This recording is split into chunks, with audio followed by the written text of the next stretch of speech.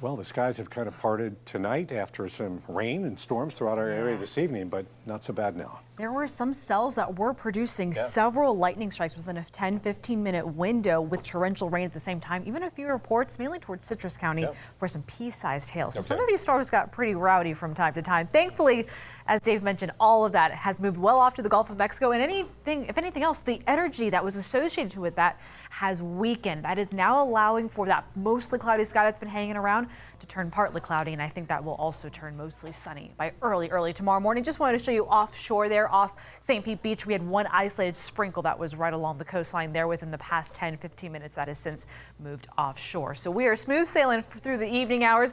Live view from our Armature Works weather camera of downtown Tampa, looking as fantastic as ever.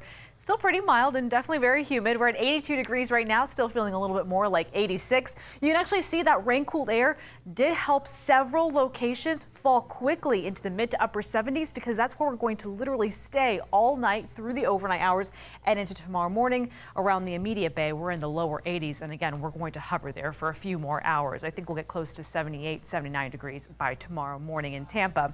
But we'll gradually clear up those clouds, which means a beautiful, sunny yet warm start to your Tuesday morning. By Tuesday afternoon, especially after lunch, that's when we could see a little bit of isolated activity start to pop up on radar, but that does become more scattered as our boundaries collide and we get some of that sea breeze energy going by the afternoon tomorrow afternoon. Now, by tomorrow morning, again, there is that mild start to the day. The further you are away from the water, a little bit cooler you will be in our inland locations, but we really flip that and warm things up by tomorrow afternoon, depending who gets some of the rain first, which again could be around the immediate coast as well as our inland spots.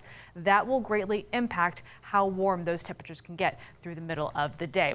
Boaters will keep winds out of the southeast tomorrow, 10 to 15 knots, seas around 2 feet with a moderate chop out on the bay. So here's how your overnight hours play out. We really start to break apart some of that cloud cover, which allows for a beautiful start and a sunny one tomorrow morning. All right, along the coastline, pretty isolated. If anything, becoming more scattered through our inland locations as we get close to 1, 2 o'clock in the afternoon. But notice how that east coast sea breeze not only moves through the inland parts of the state, but it starts to kind of battle that west coast sea breeze. And that's why, just like we saw today, we will start to get a little bit of a development right along the I-75 corridor as all that does push off to the west as we get through the late afternoon and early evening hours.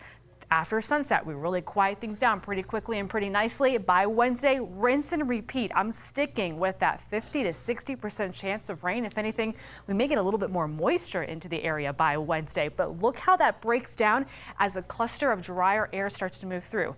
That is actually some Saharan dust that is going to push out a lot of that moisture that is currently overhead. That helps to limit thunderstorm activity. It doesn't mean we're going to be at an entire zero. We're still going to have a decent southerly and southeasterly flow overhead, but this will help to at least limit some of those rain chances and allow them to become a little bit more isolated. Late Friday going into Saturday, a little bit more moisture does start to build in. That will give us a slightly higher rain chance, but I think by Sunday and maybe even to early next week, another little swath of drier air moves in, and that will at least allow a rain chances to kind of yo-yo over the next couple of days. So you can really see both Tuesday and into Wednesday. That's when we're going to have the highest rain chance area-wide. Scattered showers and storms, especially through the second half of the day. But that does come down a little bit on Thursday and for parts of your Friday before the weekend. Brings us some isolated rain chances. Thankfully, not a washout, but if anything, with less rain and drier air overhead, that does mean hotter temperatures and highs will stay in those mid-90s.